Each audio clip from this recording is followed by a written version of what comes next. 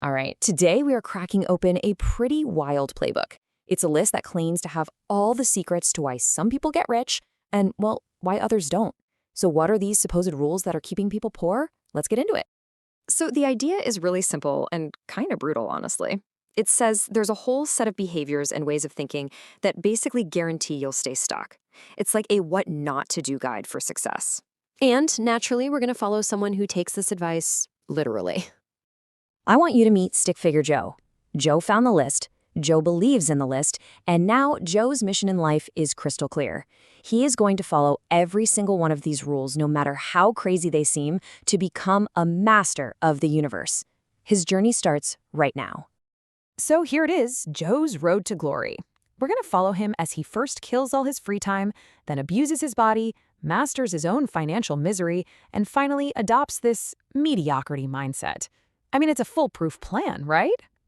So what is this billionaire playbook, anyway? Well, it's basically a collection of rules that draw a really hard line in the sand between the habits of the ultra-wealthy and pretty much everyone else.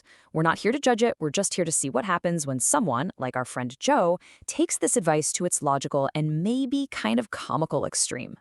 First up on Joe's path to infinite riches is the total elimination of all joy and relaxation. Yep.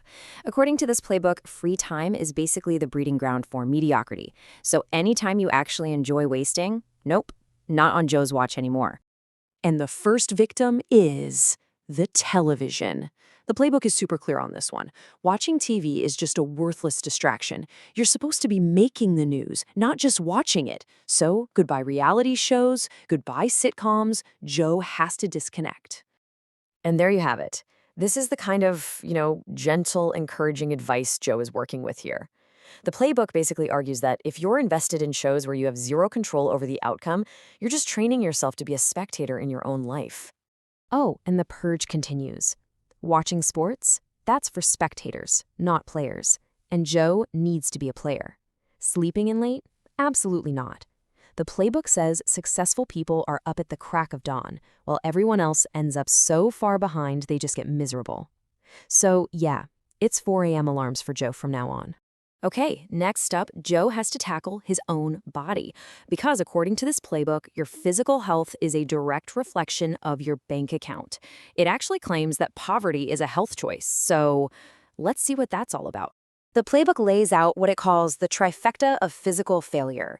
It claims poor people eat junk food, neglect their hygiene, and never go to the doctor. So Joe's new mission is to do the exact opposite, even if that means a very sad life of lonely lettuce leaves. And here's the bizarre logic. The playbook claims that if you have poor hygiene, people won't trust you, which leads to professional failure, which then tanks your entire life. Missed deals, romantic rejection, the whole shebang. So the first step in Joe's big transformation, a simple shower. All right, Joe has optimized his time and his body. Now it's time for the main event, money. This whole section is basically a masterclass in how to guarantee your bank account stays at zero forever. So here's a key difference, apparently. The rich use debt to buy assets, things that will make them more money down the line. But the poor? They take out loans for liabilities, things that lose value and make zero income, like a giant new TV. The rule is simple. If the loan isn't for an investment, you just don't take it. And the financial sins just keep on coming. Having zero savings means one bad emergency can completely wipe you out. Spending money you don't actually have is a one-way ticket down. And buying clothes on sale, the playbook delivers this absolutely brutal line. You're just making sure you look like someone who can't afford full price. Ouch. Then there's this number, $250,000. According to the playbook, that's about what it costs to raise one child. And the argument here is a pretty controversial one, that having kids before you're financially stable is a direct path to trapping yourself in poverty. So we've covered time, we've covered health, we've covered money. But the final boss for Joe is his own mind. Because according to this guide, being poor isn't just about your wallet. It's a state of mind. And if you're stuck, well, it's because you're choosing to be. These are the 4 horsemen of the poor mindset, apparently. Blaming other people, feeling like the world owes you something, never actually following through on anything, and here's the big one, the company you keep.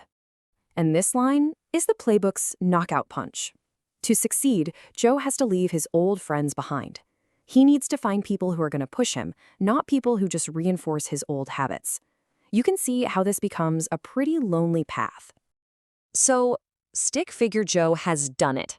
He followed every single rule. He wakes up at dawn, he eats clean, he manages his money perfectly, and he's cut off anyone who might hold him back. He's the master of his own destiny.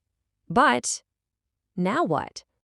When you strip it all away, the path this playbook lays out is one of total, relentless sacrifice. It's a life of isolation, where relaxation is the enemy and joy is seen as a liability. Our hero, Stick Figure Joe, is sitting on top of his pile of success, but he's sitting there completely and utterly alone. Which really brings us to our final question. If this is the playbook and that's the result, you just have to ask yourself, what is the true cost of this kind of success? And more importantly, is it a price you'd actually be willing to pay? Something to think about. Thanks for joining me.